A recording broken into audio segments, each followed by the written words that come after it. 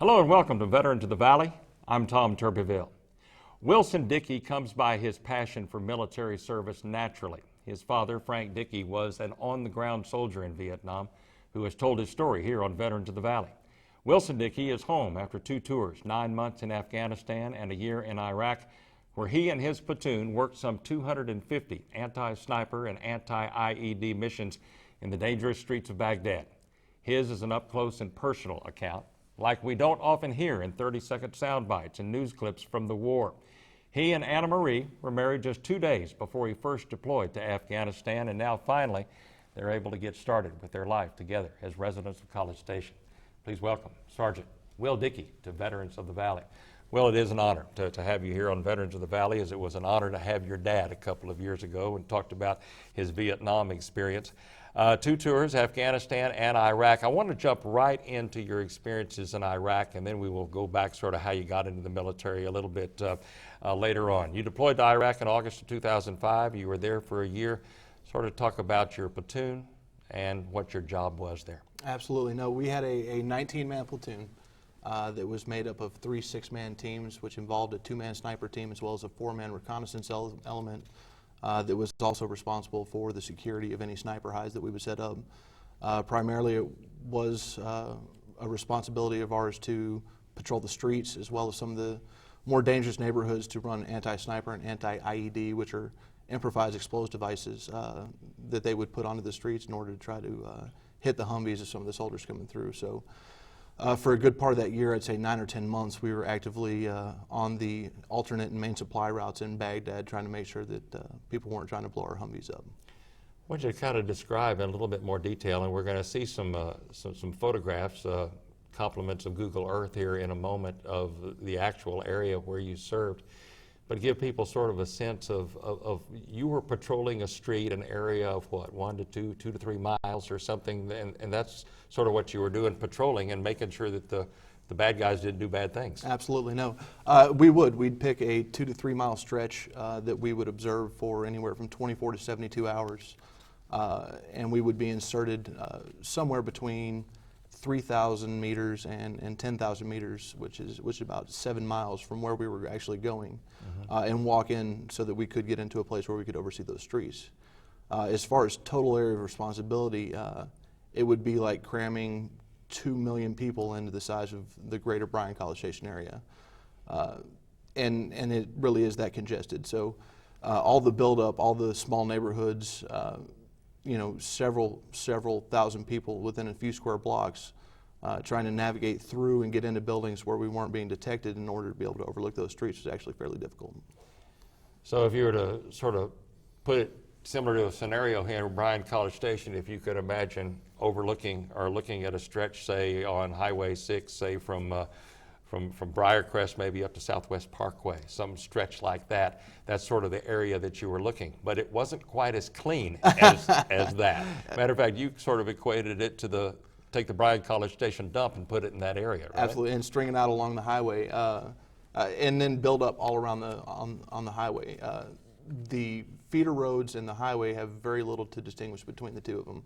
At best, a dirt track in between them. Not to mention the fact that traffic doesn't really have a flow. There could be people going north in the southbound lane or south on the northbound lane, and that goes for both the main lanes and the feeders as well.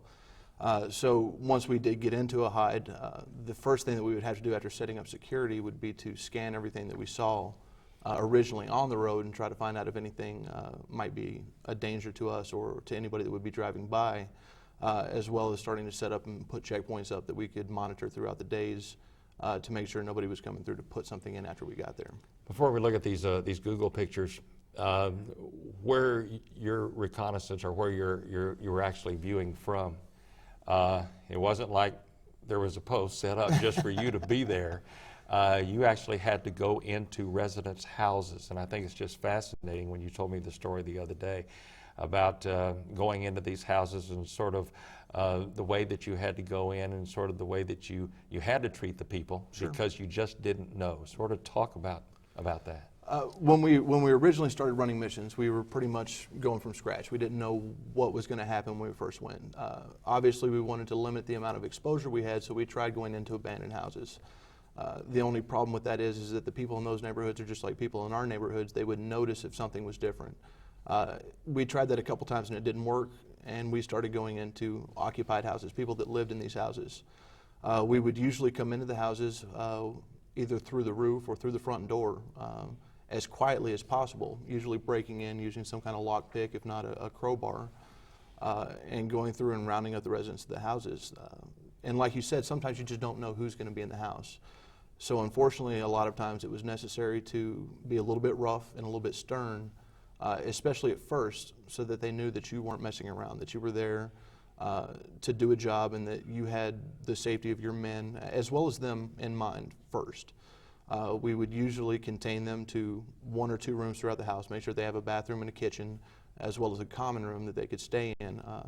And that was also part of the security that we set up, making sure that the people had a little bit of freedom of movement, and yet at the same time weren't posing any kind of threats to me or the team that I had. And then gradually throughout the day or throughout the days, you might be able to loosen up a little bit once you got a feel for who they were, what they did. And you had to be very careful about what houses you picked. You didn't want to pick a prominent citizen that would be missed if he was not moving around. Because if we were going to be there for 2.5, 3 days, the people weren't allowed to leave the house for 2.5, 3 days. So that was another thing that came into play. At the same time, though, you tried to stay away from abandoned houses because you told me that could be even more dangerous, because an abandoned house, the people in the neighborhood knew it was supposed to be abandoned, and they're going to see you in there and they're going to know what you're there for. So that could create an even more dangerous situation. Absolutely. No, and usually the abandoned houses were somewhat ostracized or set away from the houses that were actually occupied.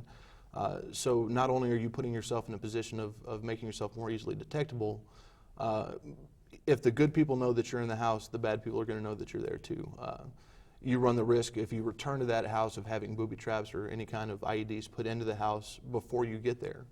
Not to mention the fact that it's not as easily defendable once you isolate yourself out on an island and basically give everybody a heads up, hey, there's 6 guys here and we don't really have any backup. So you had to be very careful about how you got into a house, what house you chose, not to mention making sure that the house that you did choose had proper fields of fire and security set up in it. Now, you told me that, say, if you were on a 6-hour span, say, in a particular house, that you would spend a couple of hours on glass, which meant on binoculars or scopes, some time down and then some time in security. Is that how it worked? Absolutely, and it does. It becomes very monotonous, and that's one of the things you have to guard against. So, number one, the priority is pulling the reconnaissance or the oversight on the area that you've actually picked. You've picked that you picked that area for a reason. You want to make sure that that job gets done. The first and foremost priority, anytime that you ever do any mission in the Army, is security. Making sure that you have full 360-degree security, so that if anything does happen, you can catch it before it gets to be a problem.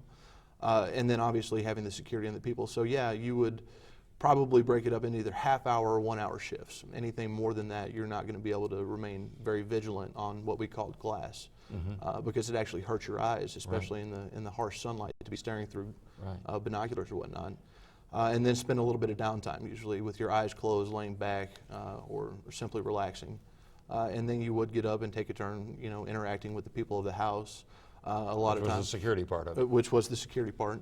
And a lot of times you would actually spend that time questioning them about things that were going on in the neighborhood, trying to get any kind of intelligence that you could, though they don't speak very good English, so that wasn't always a great possibility. Right. I want to give people a sense of exactly what you were looking for, and what you were looking for were the enemy planting explosive devices, not necessarily in vehicles, but actually on the road, because you said that these roads were just full of trash. Oh, yeah. So there could be soft drink cans, there could be coffee cans, there could be any kind of normal devices that they could come along, put an explosive device in, and this is the kind of thing that you were looking for. Absolutely.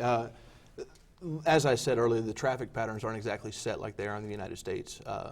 So the amount of traffic that's stopping, whether it be because the car engine is stopped or because it's overheating, or because they've run out of gas, is always a problem. One of the things that always draws your attention is when a car stops on the road.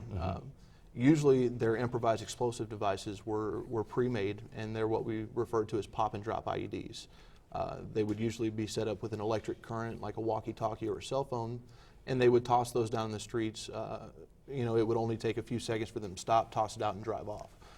So it was very tough to remain vigilant enough to stop and see every car on a 2 or 3 mile stretch that was stopped, and you would usually have 2 people looking at the same time in different sectors of the road. Well, go ahead and take a look right now of these 3 photographs that we came up with on Google Earth. As a matter of fact, a lot of people have been to that website. It's really fascinating. Let's go to the first one, and here it is, and that's Baghdad. That's Greater Baghdad right there. That is a very large area. There are about 10 million people within that area that we're looking at right now. The large river that you see running through it is the Tigris River, which is one of the oldest rivers. And our area of responsibility was basically left of that river. The majority of our time was spent in the middle of that area, the middle left side, but we were responsible for that whole thing. Right. If you look over to the left of your screen, about halfway down, you'll see a lake that, on this picture, it looks kind of L-shaped. I think people will see. You were actually just to the right or just to the east of that in that area. Is that right? Absolutely. That lake is actually on Camp Liberty, which is a huge base. That has about 55,000 Americans on it, and that was one of the palace lakes for Saddam Hussein when he was alive. And the camp basically encompasses that lake, and that's where we would base our missions out of. That's where we would go back to for downtime, R&R, any kind of refit, as well as where we slept when we weren't on missions and whatnot. Now imagine that area right there, just where that L-shaped lake is on the far left of the screen, and just to the east of that or to the right of that where you see a series of blue dots. And imagine you're on Google Earth now, and we're going to go to our next picture, and we're going to go right down into a street. You can see on the right side, that is an exploded Humvee right there that this picture was taken as it exploded.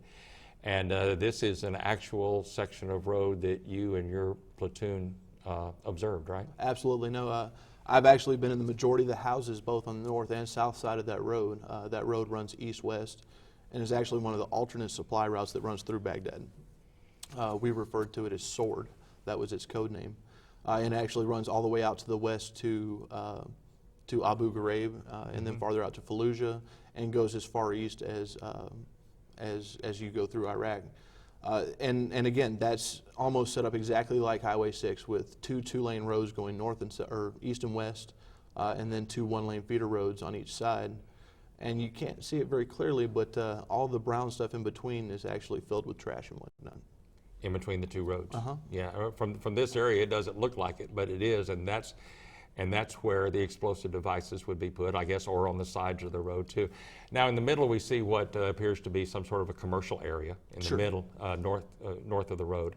That's a commercial area, but around it is obviously residential houses, and I guess these houses are mainly 2 or 3 story houses. Is that right? They are. They go all the way up to 3. Some of them 4 stories, though. That's actually fairly rare.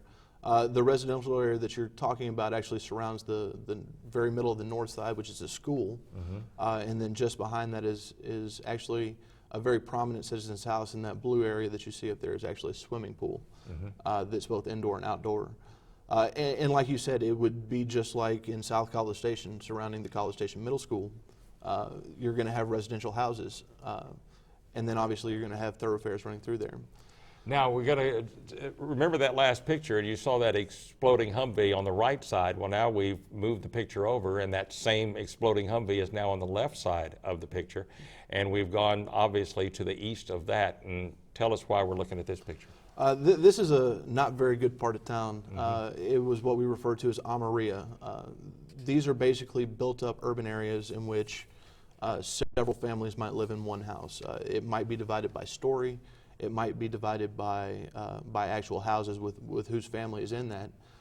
Then again, a lot of these houses have been abandoned by families because of the violence that was going on, and have been filled with people that didn't wish to do very many good things to the U.S. troops.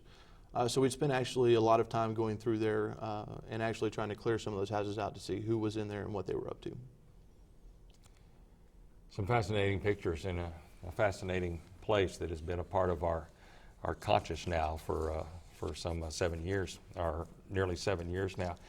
I asked you the other day when we were visiting to the extent of your own comfort level. First off, let's say that when the people were caught in the act, the rules of engagement would come into play. Absolutely. And you would shoot them. Yes. You had to do that. Unfortunately, it was necessary. And again, when you're actually over there, your mindset is not set as you would assume one person who was back here would be. it becomes a survival of the fittest type of thing. It's your job, it's your responsibility, and your duty, not only to protect yourself, but to protect the people who might be harmed for no reason at all. And that involves both the civilians that might be walking down the street, as well as the troops that were patrolling the streets that day. So, yeah, unfortunately, people were dumb enough to come through and try to do that while we were watching, even though they knew we were watching. And several of them, unfortunately, died for what they were doing. Let's backtrack a little bit. You went to, you and Anna Marie were married 2 days before you were deployed to Afghanistan. Not much of a honeymoon there. Obviously some hurdles that you all went through for that, as any couple would, but sort of talk about that time and getting into the military. You upped for 6 years, which your parents were a little incredulous to, but talk about getting into the military and your first deployment to Afghanistan. Sure. My life after high school was bumming around quite a bit. I attended a few different colleges, both Baylor and Blinn and Trinity Valley Community College out in Palestine. I wasn't a very good student, and though I had no problems working, it just wasn't working out very well. And I always figured that I would end up in the military, at least for a time. And as my life started sliding and sliding and sliding, I started taking a more serious look at it. And so I did. I signed up for 6 years, which, as you said, my parents were a tad bit perturbed about. And I responded to my dad, hey, it's a peacetime army. What's the worst thing that can happen? Right. Went through basic training airborne school down in Fort Benning, Georgia. Actually dropped out of what they call the Ranger Indoctrination Program due to medical reasons, and was shipped off to Fort Drum, New York, which is a tad bit different than Texas. And there wasn't very much to do in Watertown, New York. So a lot of us would go up to visit the Canadian border and some of the border towns, which is where I met my wife. And we spent almost a full year together being friends and dating before I found out about my deployment to Afghanistan. We had actually decided to wait for the wedding, and a few days before I actually left, she said, we should just get married before you go. Right. And it was actually a very quick deal where my parents came up and her parents came down, and we actually got married just before I left. And that made the deployment actually fairly tough, knowing that I had just left behind a brand new wife. Right. She obviously wasn't as equipped to deal with it as some of the people that had been through classes and had that support group. And as well for me, it was new for me to be married, so it was an adventure to say the least, trying to make sure that we got all the contact we needed while we were over. You remember the 2nd Battalion, 87th Infantry. Eventually you were transferred to the 1st Battalion, I believe, but talk about and you were actually in Egypt on 9/11. Absolutely. We deployed over what they call the Multinational Force and Observers, which is a multinational force that's in charge of making sure that both Israel and Egypt respect the boundaries that were set by NATO after the 7 Days War over the peninsula that runs through there. And so it was actually a fairly cush deployment for the first couple months. And then September 11th came along, and we went from spending time in the on-base bars to being fully loaded, ready to go, and in uniform. And things were a little bit tough. It obviously changed the face of everything we knew within a few hours, and it was quite a startling change. Indeed. We got some more pictures. These are pictures from your photo album that I want to go to, and we're going to let you talk about each one of them. It's sort of a mixed bag of photographs. Talk about that picture, where it was taken. Absolutely. That was actually on Bagram Air Force Base. We were waiting to deploy up to a small place called Barakat in the very northern peninsula of Afghanistan. That's one of my good buddies, Fedor, right there. Specialist Fedor was one of my saw gunners on my team. And as you can see, we have some very, very heavy rucksacks sitting above us. And we're just actually trying to get a little bit of last rest before we take off. That's Wilson on the left here. Okay, let's move on to the next one. You're pointing out to a backpack there, and that's not just any old backpack. That's not a school backpack. That's something else. Talk about that. That rucksack actually weighed about 140 pounds. There were 2 different radios, as well as an anti-tank rocket launcher strapped onto the back of that thing. You can kind of see that at the very bottom of the backpack. You can see that metal cylindrical thing sticking out. Absolutely. And that was the rocket launcher, right? It was. It actually weighs about 36 pounds, so it took up a pretty good chunk of that. And that rucksack was going to sustain me for about the next 3 months. So if I needed anything at all for the next 3 months, it was in that bag. It was actually a pretty big adventure to take off with that. Wow. Doing a little dance there. I showed this one because that's obviously one of your living quarters. Absolutely. That is what we call a GP small in the Army, and that fits probably 20 people standing up in it, and we actually slept 15 people in it. So it wasn't designed for that many, but we had to take the things that we had and make them last. And you can see me and Specialist Reynolds there on the left getting ready to stack some sandbags around them so that we'd have a little bit of safety. It's a great picture. This is your group in Afghanistan? Absolutely. That is actually 2nd Platoon of Bravo Company, 2nd Battalion, 87th Infantry. I think I can point you out. You're right there on top with the burr haircut. Is that right? Absolutely. With the bare head. We were just getting back from recovering a cache that recovered several tons of ammunition that the Afghans had squirreled away. And that was us after about a 6-day mission. And all of us wanted to get back and get a little bit of sleep if we could. What do we got here? Well, unfortunately, we didn't get a lot of sleep because we had a lot of improvements to do. That is actually a 120 millimeter mortar pit, and that is me digging out the ammo bunker there.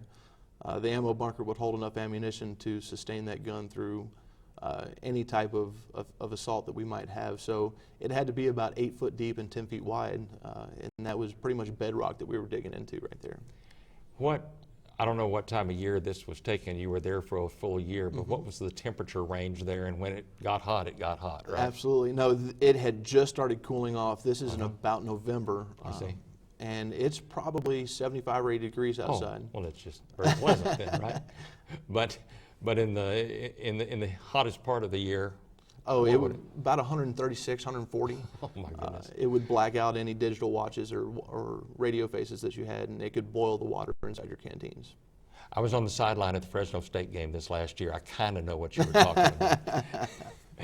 This is you on the right, and a fellow that means a lot to you. It is. That's the platoon leader that I had while I was in Afghanistan. He actually mentored me through 2 different promotions. His name was Lieutenant Hahn, and he was by far one of the best young leaders that I ever had the pleasure of working with, an actual West Point graduate that came to us only a couple months before we left, and one of the few officers that knew the difference between leading his men and being able to listen to his NCOs. Do you keep up with him at all? Do you know, is he home, or do you know where he is? He actually just got back from a 2nd deployment. He has just got his captain's bars, and he is recently married and has a child on the way. So Mr. Captain Hahn there is doing quite well for himself. Well, great. I hope you all stay in touch. Obviously a training with your sniper training there? Absolutely. This was just a few months before we left for Afghanistan.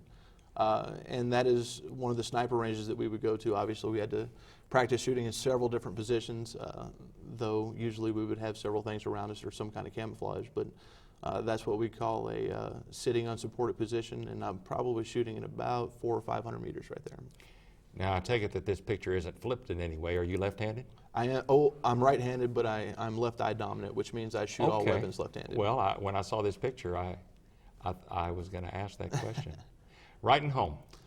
One of the things that I spent a lot of time doing, any downtime that I had, obviously I was a lovesick newlywed. Yeah. And though you do try to shift your emotions as best you can to becoming pretty much autonomous, the majority of your time off is spent either writing letters to your parents or your wife. Now this was in the States, actually. We go backwards here. That's in the States, actually, during some of your basic and your training, right? Absolutely. This is actually another practice deployment, training deployment before we went to Afghanistan. On the far left is Sergeant Jeffrey Martinez, who was my Alpha team leader, and that is PFC Thomas Sanchez, who was another one of my saw gunners on my squad. And those 2 guys had just gotten done with a full assault in a Mount City, and had actually just gotten awarded 2 Army Commendation Medals for their things that they had done. Outstanding. This is up on what we call an OPLP, an observation post, listening post. Me and 2 other guys would usually spend anywhere from 7 to 12 days isolated anywhere from 12 to 2,000 meters away from the main camp, and we would sit up on top of a mountain and watch the valleys and the mountaintops to make sure that anybody that was walking through there was supposed to be there. Here's you and Anna Marie. Absolutely. The love of my life. She really did do a lot to sustain me through those 2 deployments, And as I said, she is a model military wife. She stayed strong. She never broke down or cried in inopportune times. She's from Canada. She stayed in Canada during your Afghanistan deployment, and this is one of the pictures that she sent you, right? Absolutely, and as I said, she did a great job of sending letters and pictures. And as you can see, a beautiful young lady like that would always boost the morale of some of the soldiers that would be deployed over. So it was my great fortune to have her to send me pictures and boost my morale. Got to meet her the other day. She's a lovely lady. She's a registered nurse in critical care at the Med right now. Speaking of your family, I know you have two sisters, Danielle and Elizabeth, and your mom and your dad. We talked about your dad. We didn't talk that he was a long-time coach, and he coached you for 4 years in high school at different schools, as a matter of fact. Absolutely. And of course, your mom, Dr. Nancy Dickey, the president of the A&M Health Science Center and former president of the American Medical Association, and very valuable member of this community. And you said something about her the other day when I said she was a valuable member of the community. What did you say? She's a pretty valuable part of our family, too. As many lessons as I took from my father coaching me in football, I can honestly say that I took just as many lessons from my mother and her perseverance, not only in her personal but in her professional life. We're all very proud of her, and we all respect the heck out of everything she's done, not just for our family but the community as well. Indeed, and this community appreciates her and appreciates you. Thank you. Thank you, Sergeant sir. Will Dickey, for your service and My for pleasure. being here. While we debate the politics of the war, one thing that can never be debated is the commitment and the courage of the men and the women who are giving up some of the best years of their youth to serve.